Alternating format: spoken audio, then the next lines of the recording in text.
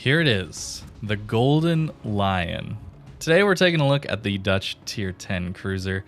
I called the Tier 8 Haarlem a bad ship with a gimmick, or a boring ship with a gimmick, and this ship is somewhat similar, except I found that gimmick to be incredibly game-breaking. And it's not just because it's damage output. I think the damage output can be pretty insane. As you can see, we just did 40,000 damage to that Conqueror.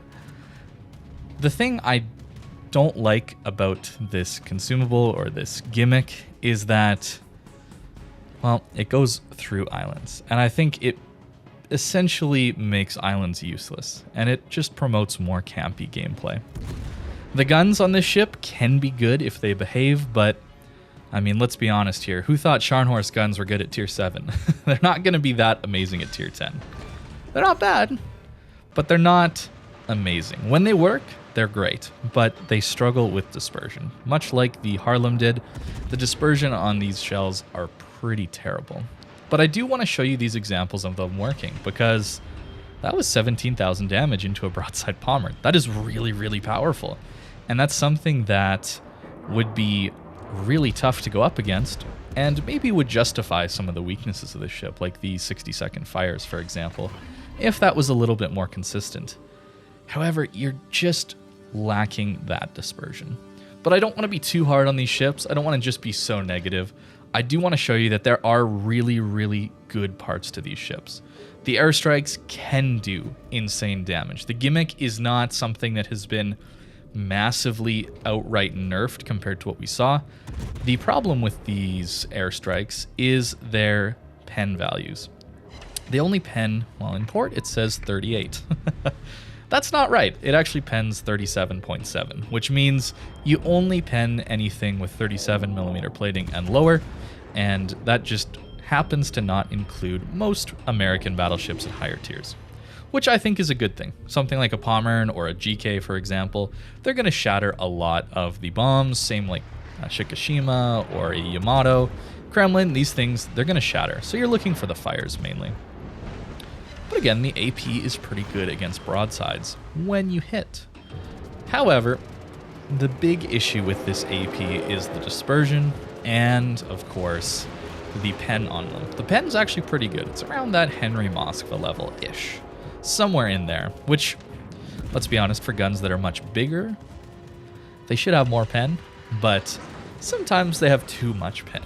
And here we're dealing with a Tier 8 light cruiser, and you would think going flat broadside to a ship with these kind of guns that we just saw do 17,000 damage in a single salvo to a Pommern would be a bad idea, especially when you're liable to be citadeled.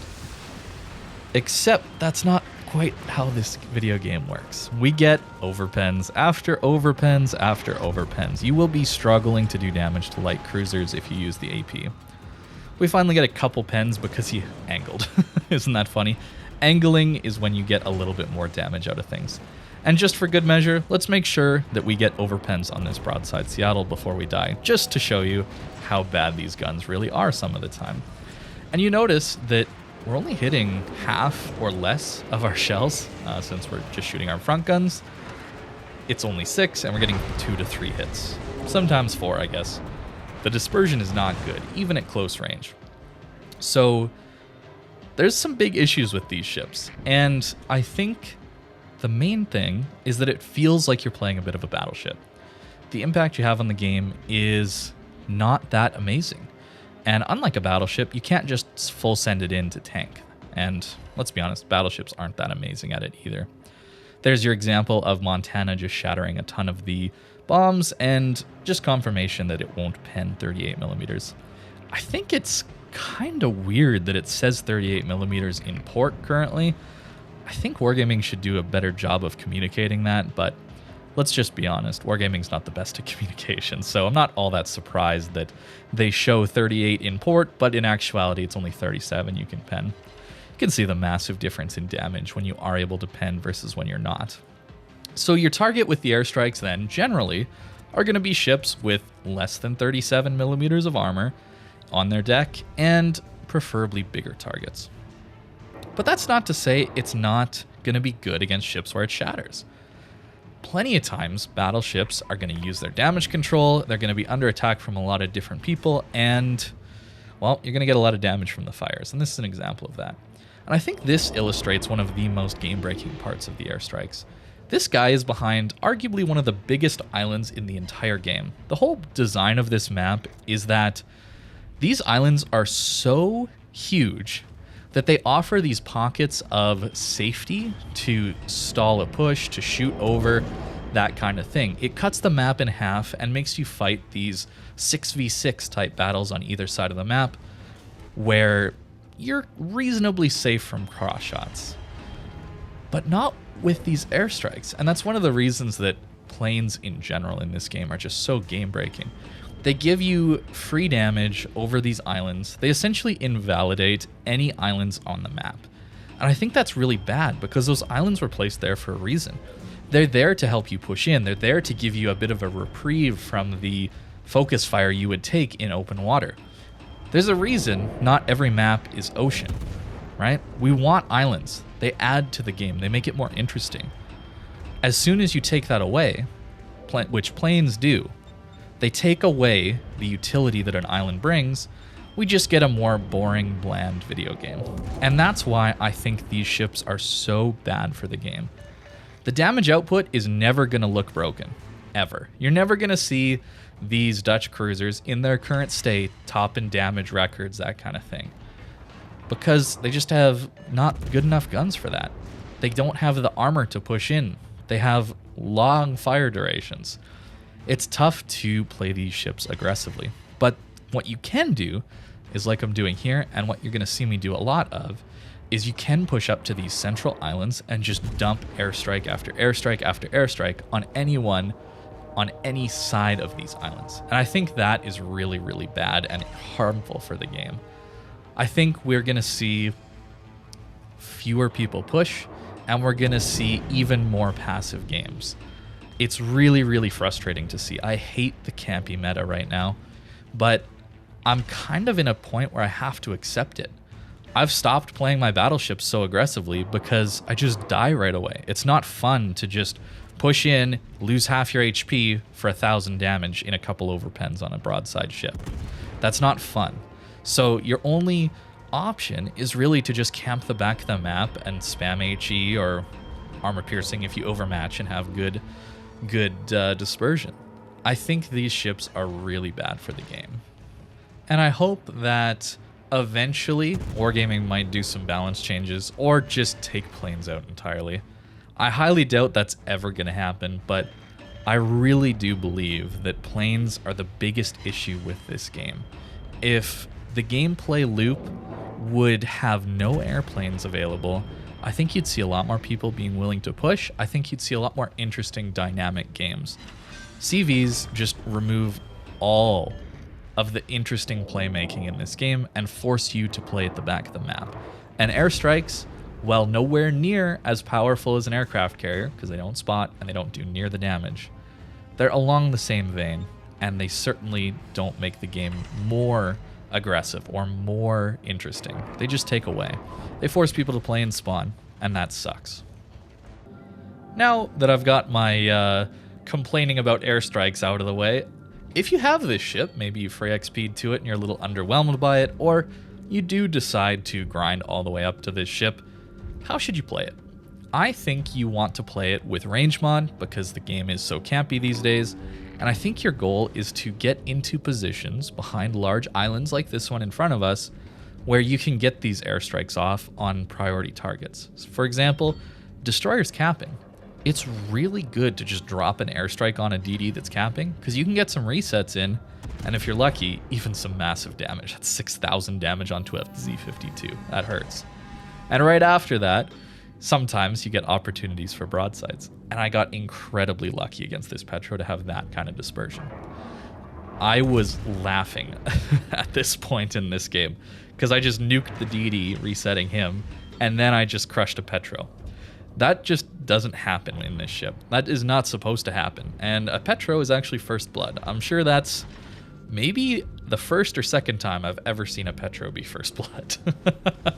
I guess it means it's balanced, right? Anyways, you should know that the HE is pretty anemic on this ship.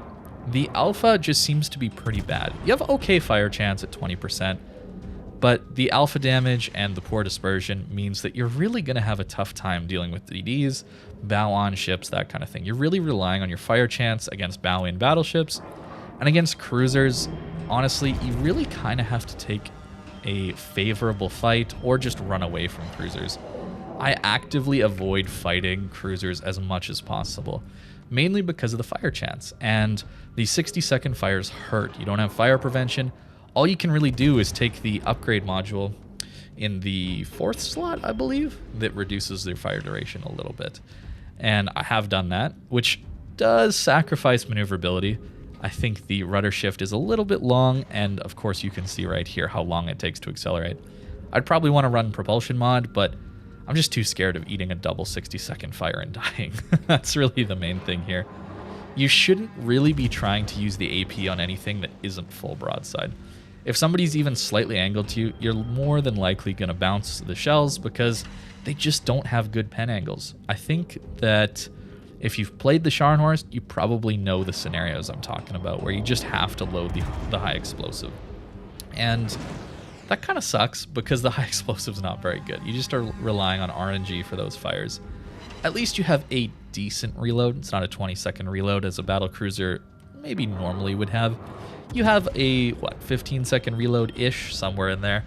And if you want to, you could take reload mod. It's something I'll be experimenting with in the future, but I think the game is just at a point where you can't ignore range mod. I think that there's just too many scenarios where you're just going to be unable to play the game when you have reload mod. You just need that extra range. You don't even get a spotter plane on this ship. A bonus is, though, your heals reload very quickly. So the way you're going to be tanking in this ship is not by armor and bouncing shells, because it's not really designed for that. The 30mm deck armor is going to be overmatched by the majority of battleships you're going to fight, which kind of sucks, but I mean, you're a cruiser. At a certain point, you shouldn't be expecting to just go straight up versus battleship guns, right? You're going to be healing through the damage. That is how you're going to tank. And the reasonably fast cooldown on these heals can allow you to do that. If you've played the Azuma at tier 9, you'll know what I'm talking about. No armor, but you get fast reloading heals, and that's how you're somewhat of a tanky ship. I think dropping these airstrikes into smokes can work, but it feels like a bit of a waste when your reload is so long on them. It's around, a minute and a half per airstrike? That's a long time to wait to just waste one into a smoke like that. I think that was a misplay by me. Generally, my goal is actually to save up 2 airstrikes. I'm wanting to send both airstrikes at a single target at the same time. And the reason for that is the planes don't get shot down as easily when you have double the planes. That means you get more bombs off, and I find a lot of the inconsistency with these airstrikes comes when I try and strike someone with a single airstrike and they're surrounded by some AA and half the planes get shot down. That means half the bombs in that large reticle are just gone. They're not there. And that's where a lot of the frustration with the low damage out of the airstrikes came from, because, well, the bombs just weren't dropping because they were getting shot out of the sky, which I think is a good thing. I obviously don't want plane damage in this game. I think I've made myself very clear about that. But if you are wanting to maximize the damage, I do think, unless the target is alone and has relatively poor AA, you do want to wait for those 2 airstrikes to be set up. Speaking of anti-aircraft, that was kind of a selling point of this ship, and I found it to be just okay. With defensive fire up, it can shred planes, but I mean, let's be honest here. Tier 10 aircraft carriers are so insane that if they want to strike you and kill you, they're going to strike you and kill you. That's why I'm not actually playing bow in on this island. I talked a lot about how this is such a good consumable or gimmick to have in these airstrikes when you can just sit on an island like I did on that Two Brothers map and constantly lob these strikes over these islands, getting all that free damage out. I'm not doing that in a CV game because I know that the CV will just take me as the priority target. If you sit bow in on an island and you're just stationary, you're target number 1 for any aircraft carrier that knows what they're doing. It's such an easy thing to do. You can hide behind the island with your planes, so you negate most of the anti-aircraft coming in, and you can just drop some huge salvos because it's really easy to line up a drop on somebody who's not moving. If you want to practice, though, with the airstrikes, you should practice shooting at long range with a battleship. That is the most common thing that I've felt to leading these airstrikes. It's a little bit different because you don't really have lock-on with the airstrikes, but leading 15 seconds is about the lead time of a Montana at 23-ish kilometers, something like that. It's pretty common for me considering my background in playing a lot of Kings of the Sea, and a lot of that was cross-map sniping and trying to get those picks on people as they were hiding behind islands or moving from island to island. There's a lot of leading people at long range, so I feel very comfortable in leading these airstrikes. This was a poor time I chose to talk about leading airstrikes and me saying I'm so good at it because I'm about to miss this Montana, who's nearly stationary. I guess we'll leave that in. That's just funny. But I think I'm okay at it. You can watch the Harlem video. I'm doing all right. You're never going to hit everyone perfectly, and people are able to dodge these because 15 seconds lead time, you see the planes right away. If you're able to react, you can dodge these. But we all know that 15 seconds is a shorter time than most tier 10 battleships rudder shifts, so most of the time, if you're predicting well, you're going to be able to land pretty good salvos onto battleships. I am generally looking to hit battleships with these, though, because of the large dispersion that these bombs, airstrikes have. It's just best against battleships. You saw how we absolutely nuked that Conqueror earlier on in this video. That's what you're going for. Lightly armored battleships that somehow are within 13 kilometers of you. And that is why you're going to see more passive gameplay, because nobody was going to want to push in and eat that gigantic salvo from these airstrikes over islands. Doesn't matter where you are. If you're within 13 kilometers of this thing, that is the possibility when you're playing ships like Conqueror, Thunderer, Republic. A lot of the lower tier battleships have 32 millimeters of armor as well. There's very little incentive to push in. Very, very, very little. And you can see that just getting this damage over islands is very, very good. You can time it with your aircraft carrier strike even to hopefully allow a few more planes to get through. It's not that hard to get damage out of these things, and I think it's just bad damage for the game. It's really, really negative. And this game, I don't even get a ton of bomb damage. I think I end up with less than 10,000 bomb damage, but 6,000 of that was at the beginning on that Z52. And that is very impactful stuff later on in the game. And now we're fighting another Golden Lion, and the way you're going to be wanting to take these fights is just HE spam each other to death. That's really it. If you get fires, you win the fight. That's it. Straight up, it's an RNG fight of who's going to get the fires. It's sad, but that's the way it is. It reminds me a little bit of the bow-in Yamato versus bow-in Yamato fight. Whoever overmatches and gets lucky with Citadel hits through the bow is going to win the fight. And this is the exact same, just with fires. It's kind of ridiculous. Hopefully, they're going to maybe buff this ship to have only 30-second fires. Or they buff the guns to be a little more accurate. I think that would be the two interesting ways of doing this ship. They made the airstrikes a little bit worse, and honestly, I think they're just not all that useful the vast majority of the time. They're just a negative impact on the game, and the ships are really mediocre. My initial impressions were pretty much accurate. These ships are pretty boring to play, and the airstrike is just bad for the game. It makes the meta worse. And yeah, 6,000 damage onto that poor Z52. I don't know. It's just so bad for the game to have these airstrikes. I'm trying to separate my complaints and the ship, but they just kind of go together. And now, because this ship is so new, I actually only have an 11-point commander on this thing. This is what I've been running in these games. I'm using focus fire training to get the airstrike armament reload time down. I think that's a little more useful than some of these other ones, but maybe priority target is something you're used to having. It's a good thing to use. But I think gunfeeder is really mandatory on a ship like this. Longer reload, and you do want to be shooting armor piercing into broadsides. It's just a little unfortunate you get overpens into light cruisers all the time. So if you find bigger ships broadsides, that's when you really want to use that armor piercing. Superintendent to get the extra healing, that's the main thing. And then concealment expert. I think that's a pretty basic 10-point commander. I'm debating going heavy HE and sap shells with my next couple points. You can see I'm not there yet. We still have a decent concealment at 11.9, and crucially, that's going to buff our HE up to have a little bit better alpha damage, over 4,000 at that point. Maybe it would feel a little better that way, but I'm not too sure.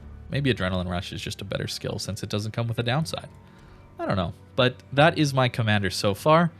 I'll probably do an update video on this ship further down the line once I have more experience and a better leveled commander.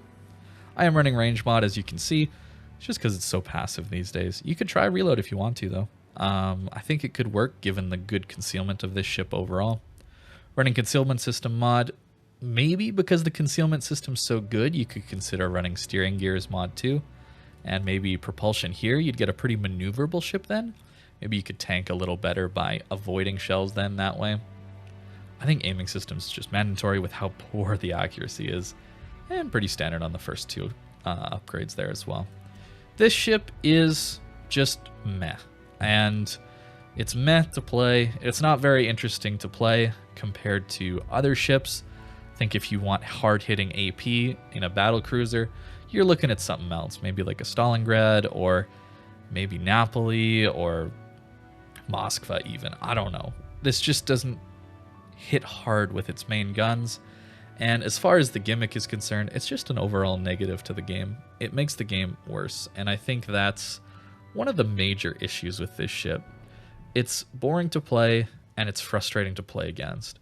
And just to show you that I don't think this ship is ever going to be that overpowered, I have about my average win rate in it, and damage to ships at 108,000. I think that's a little on the low side.